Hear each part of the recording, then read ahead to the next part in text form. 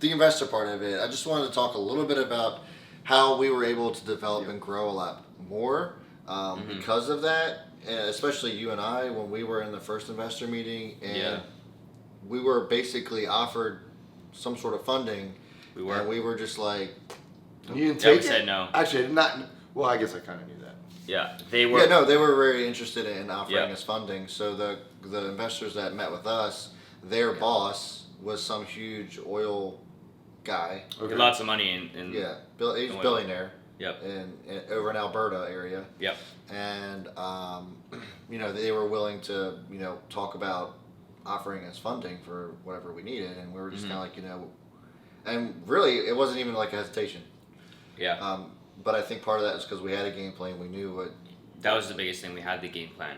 We knew coming into this. Was there any part of you that was just at least curious about entertaining the idea? Oh, absolutely. Yeah. Definitely. I definitely wanted to see. Well, I was just curious how much they wanted to invest. But it's funny because like when we started talking to them, they were so excited, and it just like they were more excited. And as soon as we said no, I was like, the conversation basically. Yeah, I was just like, that was it. They're like, all right, we're done. So, yeah.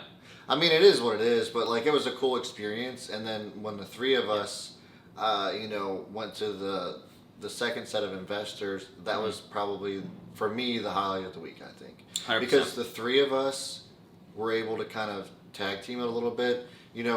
So for you guys, we met with these investors. They were from the Montreal Exchange. Twice. And the first time, I mean, it was like, it literally felt like we were on Shark Tank. I mean, it was just question after question after question. What are you guys doing here? What's the health of the company there? And so, like, I felt like I was seriously under fire. And so, like, it was cool that, like, when one of us felt like the other was kind of getting a lot of heat, we just kind of, like, took the reins a little bit. And that was pretty awesome. They were very serious, like, the first time we met with them. Second time, it was a bit more like, and these were supposed to be mentor meetings. Yeah. Like they were billed as mentor meetings, but they had the investor wristbands, and they were talking to us like they were thinking about investing in our company. Yeah, so we were thrown off a bit. Yeah, we were. That wasn't like the expectation, but it was great. Well, it ended up turning into that because the second time we met them, so we knew going into any kind of meeting with potential investors that we weren't going to take any kind of funding. We basically knew that there were investors that were going to be here, and unless for some reason they were going to offer us some stupid life-changing money, that we were just going to say no. We know what our vision is and what we have planned for WeTrade HQ, but like we still want to. They basically said, hey, we still want to talk to you. Can we set up a second meeting? So then we went to them the next day. They basically, was just explaining to us that they really liked our product.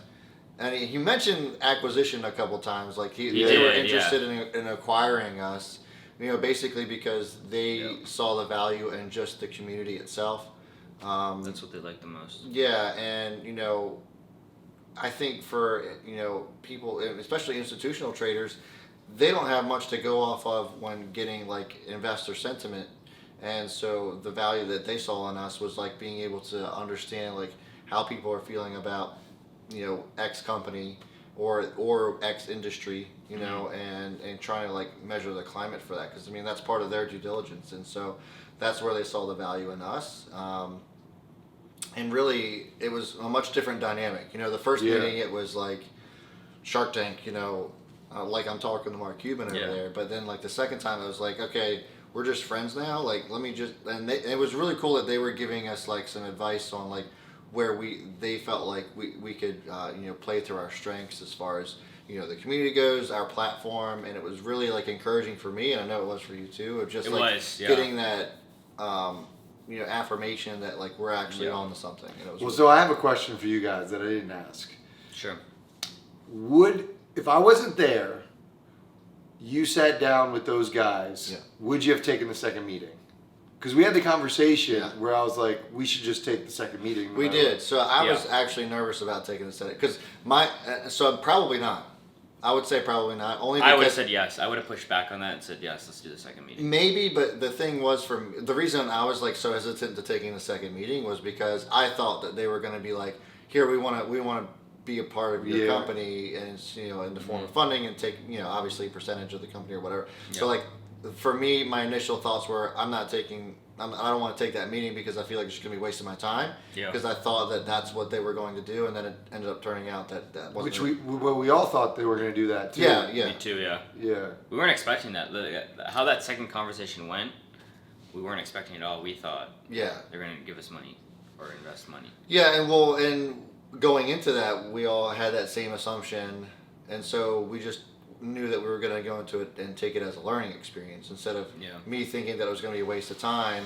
We just said, hey, maybe later on down the road, if we feel like we've kind of like, exhausted all of our other options and we're still not where we need to be, then maybe this is just going to be some good practice for us to talk to investors later on down the road. But then it ended up turning out to be like a much better experience than I ever thought that it would have been, and that was really cool. Definitely the highlight of the week. We learned a lot from that. Yeah, we did. And the interesting thing about that, and for me to like tie two things we're talking about together, one is going into the investor meeting, but then also sort of how we work together.